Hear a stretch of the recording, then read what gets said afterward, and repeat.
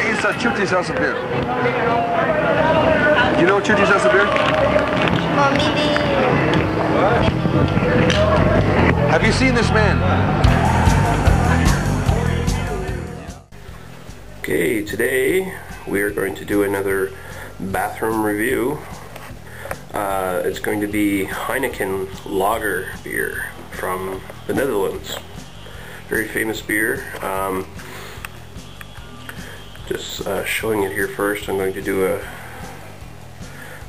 appearance on camera to review it, but as you can see, I'm using my Rickards Red sort of blown out pint glass, right? You might be wondering why I'm using that instead of just, you know, standard Pilsner glass or lager glass. It's because Heineken themselves market their beer with a glass that's similar to this.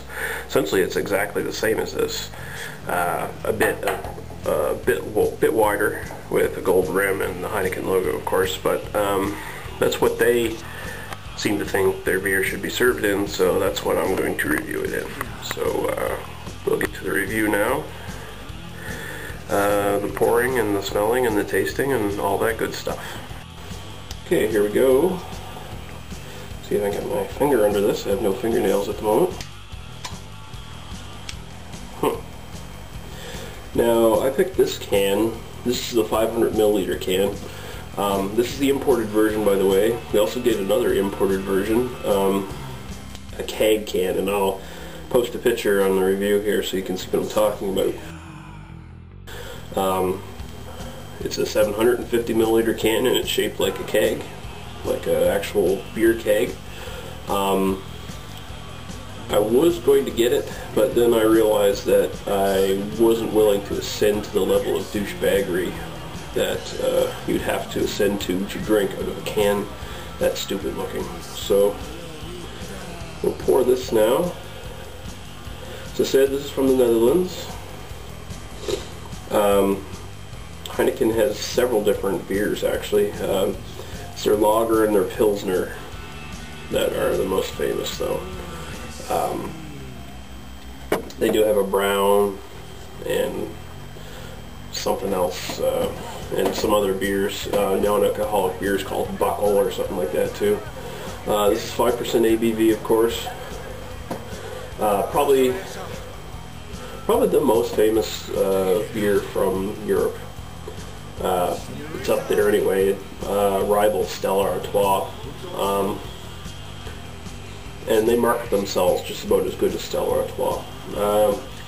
You can get it in green bottles, of course. They're notoriously skunky, though, even more so than Stella. I think they have a reputation for being skunky.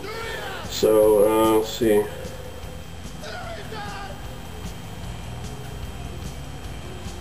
So the smell, oh yeah, by the way, very clear golden straw color, lots of bubbles going up. Very attractive. The head, as you can see, it's already going. It wasn't much of a head to start with, but really not retaining well at all. I don't expect it to be there much longer. Probably might disappear before this review's over. So yeah, golden straw color, very clear. Kind of weird though, it's clear, but it seems like it's hazy, but that's just because of all the bubbles going up. The bubbles are actually making it seem kind of hazy. It's weird. Grainy smell, bit musty, and there's definitely some herbal and floral kind of hop character there.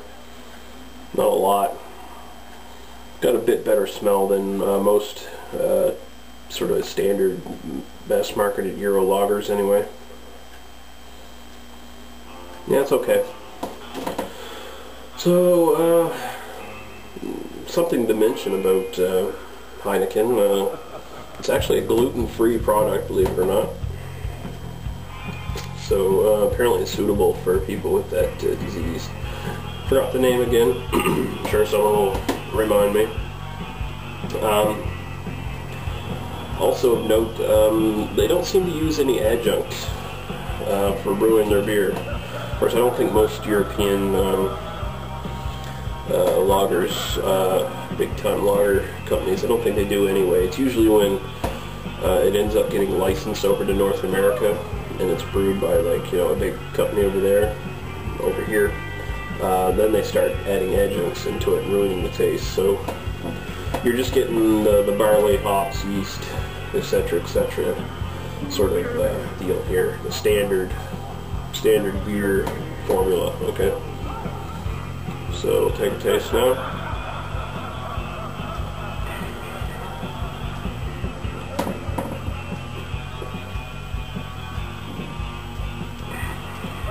Very bready bitterness right up front.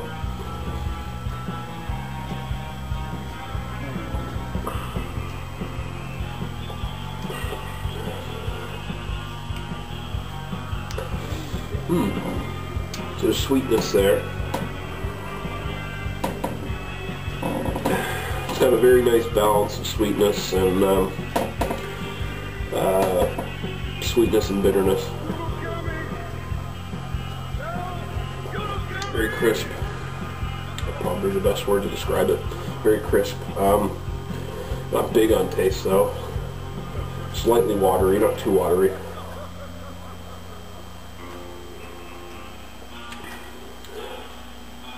Not a taste I like that much. Yeah, anyone who's watched my reviews knows I'm not a lager fan to start with, but there's really nothing exceptional about Heineken. Probably the most exceptional thing about it is its marketing engine. It markets itself very well. That's one thing big macro companies know how to do well. That's why they're big macro companies.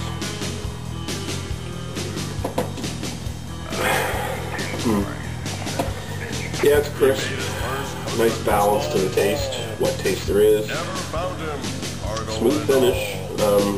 Doesn't leave much of a lingering aftertaste or anything, which is nice because the taste isn't wowing me all that much to begin with. The old timers know him well. Red Hougly, turning hell.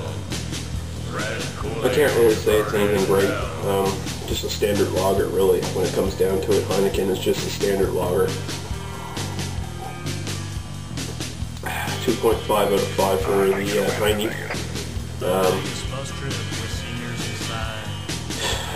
Wouldn't turn it down at a party, I guess, you know, if it was the only thing there. But it's nothing I go to buy. I was tempted to actually get their glass because they do have an attractive glass, but I had to buy a 12-pack to get that. There's no way I'd buy a 12-pack of this. There's no way in hell I would buy a 12-pack of this. Yeah, so Heineken 2.5 out of 5.